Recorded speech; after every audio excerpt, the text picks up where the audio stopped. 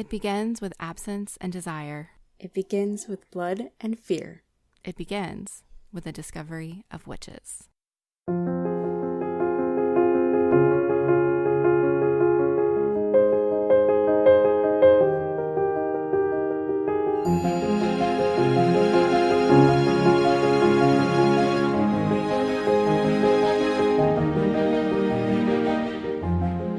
Welcome to Desire Made Real, a Discovery of Witches podcast, where we'll recap every episode of the new adaptation of Deborah Harkness's All Souls Trilogy. I'm Caitlin. And I am Mandy Kay. We are just two people who met through our shared love of podcasting, and we discovered that we both absolutely loved the All Souls Trilogy by Deborah Harkness. So one day we were talking about our impatience for the show when someone, I don't really remember who, suggested that we do this. So here we are doing a podcast born out of a tweet, which I think is pretty awesome.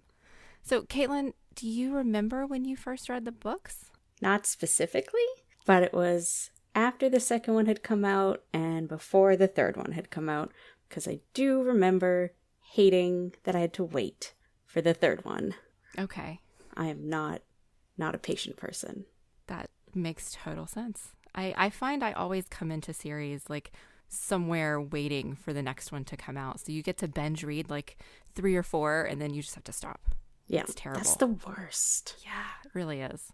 I either want to be there from the beginning or just have it already done.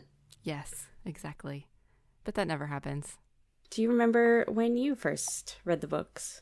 It was somewhere in 2011 or 2012. I think the second book came out in 2012. I remember I had done the audiobook of the first one. Mm-hmm. And then I started book blogging around that same time. And so I went to Book Expo America in 2012.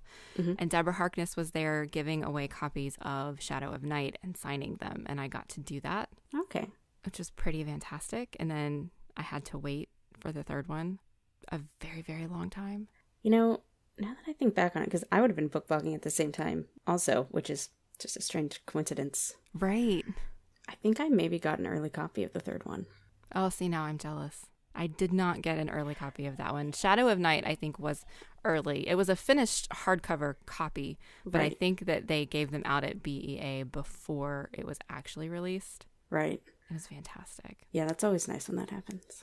Yeah, I'm actually dying to reread them because just finished watching the show, and now I want to go back and relive it all over again. I reread them just a couple weeks ago. And I too had actually listened to the audiobook for the first one. Mm-hmm. And so I remembered it, like every single bit of it was in my head because you can't like skim in an audiobook. Right. And I had completely forgotten everything in book 2 and 3. Like everything. Oh, I didn't remember how it ended. I didn't remember who the bad guy was, like the ultimate sort of bad person. It had just flown out of my head. So I'm glad I reread them. Oh, good. So if we both love the books so much, why are we doing a podcast about the TV show and not the books? Well, time. Whenever whoever it was on Twitter suggested we do our own podcast, I think at first both of us were like, no, we don't have time for that. Like, we'd like to, but there's no way. Yep. But then we realized that season 1 only had 8 episodes, and that's a very finite, tangible, manageable amount of podcasting. Yeah. And also, I think we just really wanted to do it. Yeah, mostly I really want to be able to gush about it every week. Yeah. So I guess we'll just have to find the time. Yeah. Do you think we might ever do the books? Well, I mean, if I get fired from my job. Who knows? I mean, we don't want that to happen, obviously, but I guess I have to pay my bills. But yeah, I guess if people like the show, we could try. Yeah. All right. Well, why don't we talk about what our show's going to look like since we're not talking about the books? So since this is a television show, we are going to spend a lot of every episode talking about that week's episode. We want to do kind of a recap and discussion of what happened in the show, kind of chronologically. We want to make sure that we actually talk about what happened and not just talk about our reactions to what happened. Mm-hmm. We will also talk about what we love the most, maybe our favorite and least favorite changes from the book. because I don't think either of us can talk about the show and not also look at it through the lens of having read the book before. Yeah.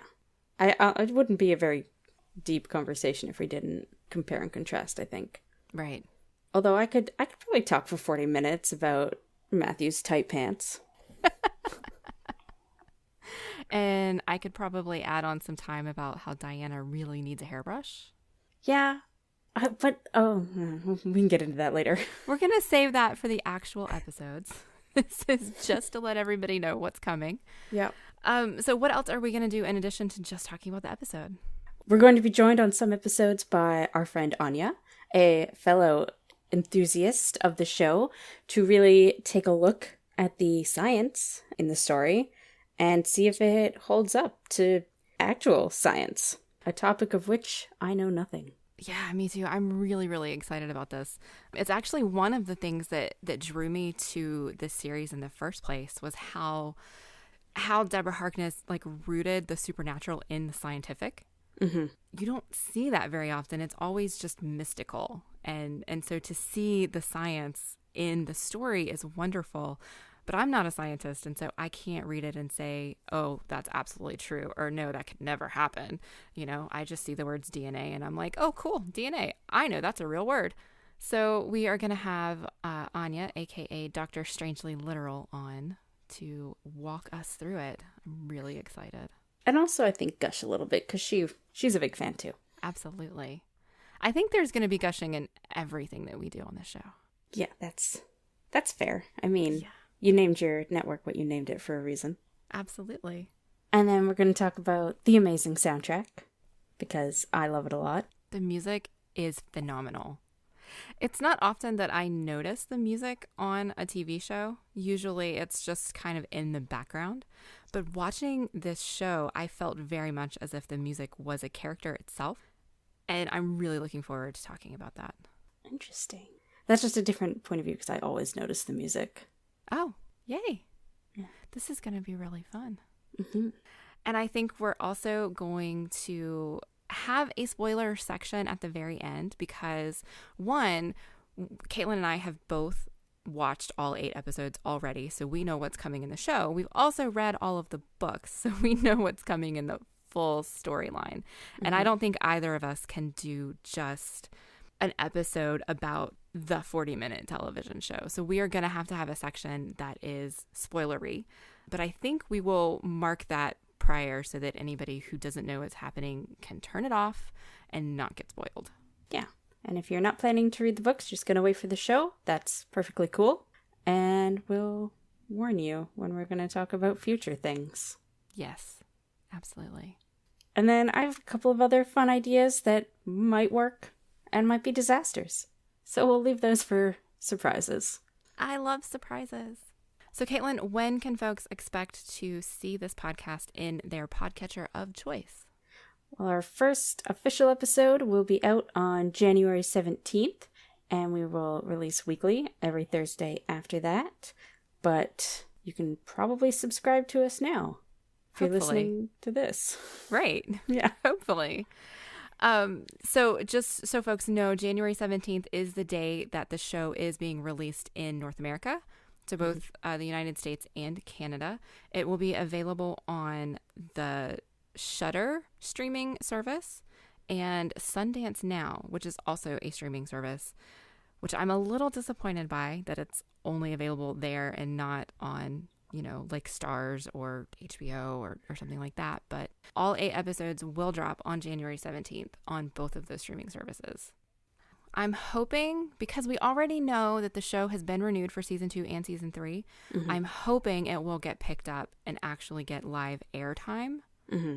But as of right now, it's not, which is very sad. Yeah, we want to bring more people in. Catch those unsuspecting channel flippers. Absolutely. Because right now, I think it's going to be a fairly limited audience because not a lot of people have Shudder or Sundance Now. At least in North America. I think it's done really well in Europe. Oh, okay. Which is why it's already renewed. Yeah, absolutely. It's really good. I am really excited about this. I'm really excited to talk about it. I was skeptical at first, especially when I saw the casting and the trailers.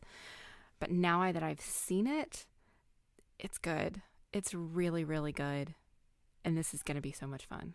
See, I was skeptical at first until I saw the trailers, and then I liked what I saw in them, and I was excited.